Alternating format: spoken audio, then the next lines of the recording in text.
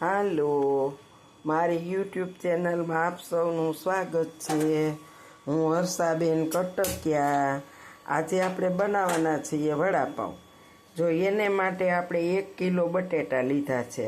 હવે આપણે એને ધોઈ અને જો કુકરમાં પાણી મૂકી દીધું છે અને આપણે એને બાફવા મૂકવાના છે સારાથી ધોઈ। આપણે જો ગોળ અને આંબલી લીધા છે ચટણી બનાવવા। આપણે એને ગરમ પાણીમાં પલાળી દેશું। અત્યારે જોઈ શકો છો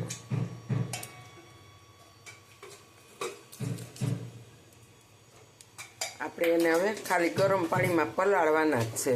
તો હવે આપણે સૂકી ચટણી બનાવશું। એને માટે જો 2-3 ચમચી જેટલું આપણે તેલ નાખ્યું છે અને હવે આપણે એની અંદર જો સૂકા મરચાં લીધા છે, લસણની કળી લીધી છે, આંબલી લીધી છે અને આપણે થોડાક તલ નાખીશું અને આ સિંગદાણાનો એક વાટકો છે એ બધું આપણે આમાં સાતળી લેવાનું છે તપેલીમાં।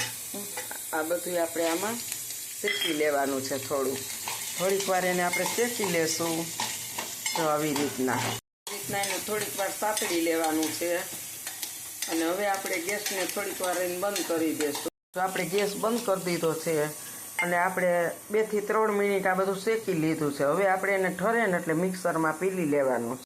આંબલી અને ગોળ આપણે ગરમ પાણીમાં પીલાતા એને આપણે પલાળ્યા હતા એને આપણે હવે પીલી લેવાના। જો આપણે 1.5 ચમચી તપકીરનો પાવડર લીધો છે એમાં થોડુંક પાણી નાખીશું અને આંબલીને ગોળ ઉકળવા મૂક્યા ને એમાં મિક્સ કરી દઈશું એટલે થોડીક ઘાટી એવી ચટણી બની જશે। હવે જો આપણે એ આંબલીની ચટણીમાં 1 ચમચી મરચું પાવડર લીધો છે એને પાણી નાખી અને ઘોળી નાખશું। શું કામ કે ચટણીની અંદર એક ગાંઠો ન પડી જાય, નકર આપણે કોરી નાખતા હોય ને તો અંદર ગાંઠો પડી જતો હોય છે। હવે જો એ ઘોટી અને હવે નાખી દેશે હમણાં ચટણી જો આવી રીતના અને સ્વાદ અનુસાર નમક નાખીશું। ધાણા જીરું પાવડર નાખીશું ચટણીમાં 1 ચમચી જેટલો। ચટણી જો ઘાટી થઈ ગઈ મસ્ત અને બહુ સરસ બની ગઈ છે।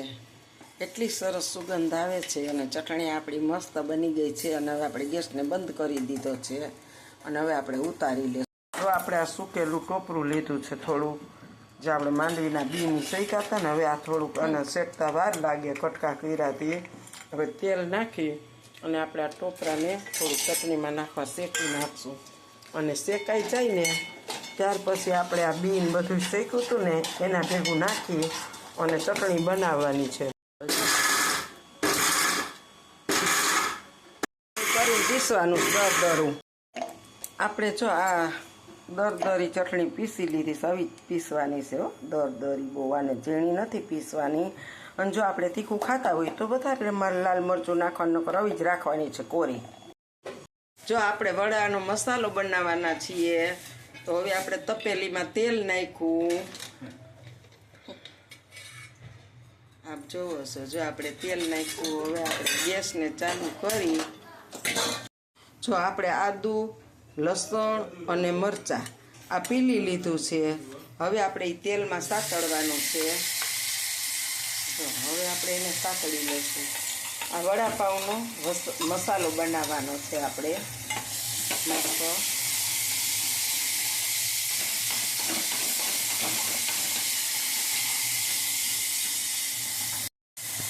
હાલો આપણે હવે હળદર પાવડર નાખીશું અને જો આપણે બટેટામાં આદુ, લસણ, મરચાં કકડાવ્યા એ આપણે નાખીએ છીએ। હવે આપણે નાખીશું અંદર લીંબુ,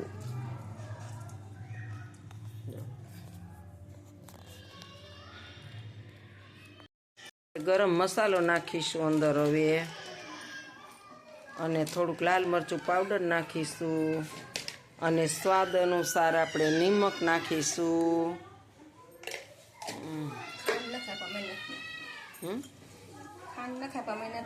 હાલો હવે આપણે જો કોથમીર, ધાણા ભાજી નાખીશું અને આપણે ખાંડ પણ નખાય પણ અમે ખાંડ આમાં ખાતા નથી એટલે અમે ખાંડ નહીં નાખીએ। તમે નાખી શકો છો, અમે સ્કીપ કરી છે અને હવે છૂંદી નાખીશું અને મસાલો બનાવીશું। આપણા બટેટા મેશ થઈ ગયા છે અને મસાલો બની ગયો છે. થોડોક આપણે મોળા કાઢવાના, પછી પાછો વધારે મસાલો નાખી અને અડધાના હાટું તીખા બનાવવાના. અને જો આપણે મસાલો તૈયાર થઈ ગયો. ગરમ કરવા અગાઉ મૂકી દીધું હતું. આપણું તેલ ગરમ થઈ ગયું અને જો આપણે વડાપાઉં મૂકવા માંડ્યા છીએ. હવે આવી રીતના આપણે વડાપાઉં કરવાના છે. જોઈ શકો છો, સર મોટા મોટા વડાનું પાઉં હોય ને, ઓલું પાઉંનું વડું હોય ને, એ આપણે મોટું જ બનાવવાનું હોય એકદમ. એ ઢીલું ઓલું નાનું ન હાલે. એટલે આપણે મોટા મોટા જો મૂકી દીધા મસ્તીના. સરસ. હવે આપણા વડાપાઉં હમણાં ચડી જાય. જો આપણા વડાપાઉં તૈયાર થઈ ગયા છે પાઉં.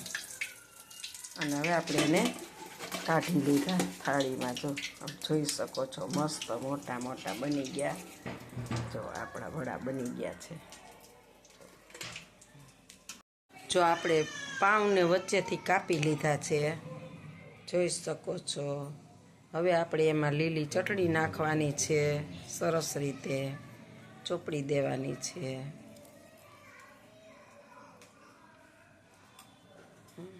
હવે આપણે સૂકી ચટણી બનાવી હતી ટોપરાની બધી, એ હવે છાંટવાની છે પાઉં માથે. જો આ બહુ ચટણી મસ્ત બને છે. આપણે આ બધા હારે ખાઈ શકો, થેપલા હારે.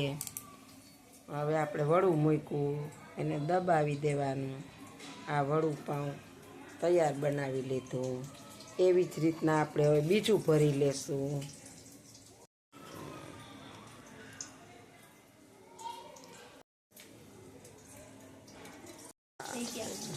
આ બીજું પાઉં થઈ ગયું આપણું. જો આપણા વડાપાઉં તૈયાર થઈ ગયા, એની માથે પણ આ સૂકી ચટણી નાખવાની મસ્ત. અને આપણા વડાપાઉં તૈયાર થઈ ગયા. જો તમે જોઈ શકો છો, બહુ મસ્ત બન્યા. સુગંધ સરસ આવે છે. આવજો. જો મારી રેસીપી સારી લાગે તો લાઈક કરજો, શેર કરજો, બે લાઈક બટન દબાવવાનું ભૂલતા નહીં. આવજો. જય બાબા સ્વામી, જય ગુરુદેવ.